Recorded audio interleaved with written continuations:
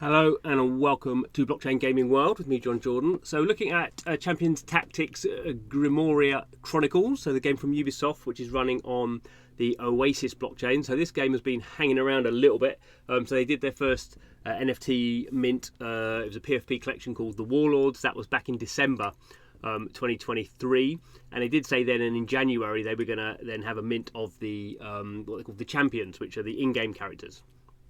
This actually only happened last week, so it's taken them 7 months. I think probably a lot to do with what's going on with Oasis rather than anything Ubisoft's doing, but Ubisoft doesn't seem to be particularly sort of fast either. Anyway, under the bridge now. So for every one PFP, you got 5 champions. So I have 10 champions because I had 2 PFPs. So we can sort of see we get the game. They have been showing gameplay. It looks like it was a PC game. It's you basically pick 3 of your characters and fight someone else. It is going to be pretty hardcore. Probably not the kind of game that I'm really going to get into because it's going to be very, very strategic. If we just click on one of these characters, you start to get an idea of what's going on here. So obviously it starts off with a mastery, I guess, of 1 because that's where it's starting out. A craft count, I don't know what that means, but it's going to take a time to load in. But here we have, so the job, the roles, front liner, so I guess that's going to be at the front. It has some elements, so it's pretty complicated. Protector is its role, don't know what that does. We have some stats here, so that's pretty heavy. Vitality, power, armor, luck, speed, critical multiplier, 65%. Then we have genres, so the faction, the job, the weapon, element, chaos. Dominant, regressive, minor regressive. So I guess regressive are ones that sort of it's negative against, and minor regressive are ones it's not quite so regressive against. Skills: Bloodlust. When killing an enemy champion, trigger his weapon skill.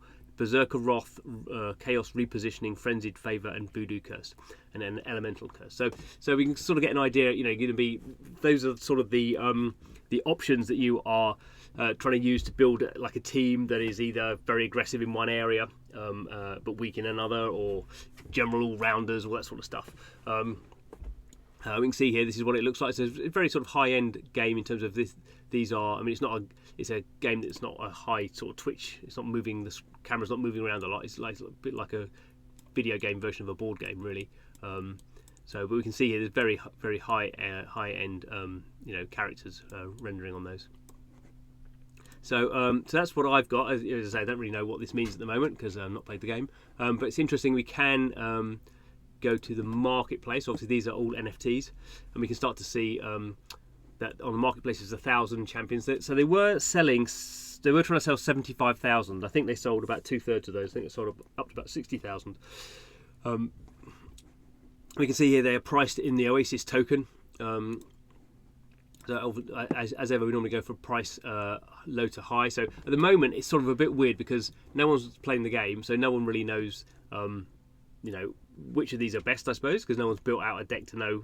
You'd be guessing at the moment if you were sort of building stuff out. And so, in that point of view, no one knows what the price should be. In a sense, that people, bought the original PFPs.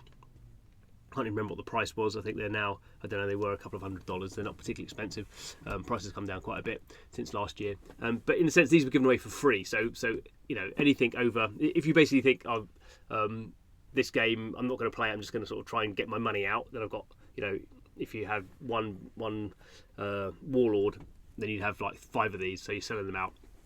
And you're getting, whatever that would be, sort of $70 maybe if you can sell them. So it's really unclear why anyone would price these at this price. Why this? I mean, obviously now once someone sets a price, everyone, if it wants to sell it, you want to go lower. So the price will presumably keep dropping because there's no reason for anyone to want to buy them at the moment or to know what the price is going to be in the long term. Also, the price of Oasis is changing all the time. It actually shot up yesterday. So these prices are higher than they would have been yesterday, but at the moment this is just totally random pricing, I think, because people just don't know why they would buy these things. I suppose some people might buy them for serial numbers, but that's pretty random as well. So anyway, it's interesting to see that this is now happening, and people are selling these items. Don't know when the game's going live. I would imagine fairly soon something will go live. They had some big play tests last month. or even this month, end of this month, I think. So I think it'll be fairly soon, and then we'll start to see, what the price of these things are. Obviously, I think the price for some of them will go down, and the price. The other thing is, some people probably set stupid prices. Yeah, someone goes, "Oh yeah, this is worth 3 million." I mean, yeah, why? So people are setting stupid prices as well.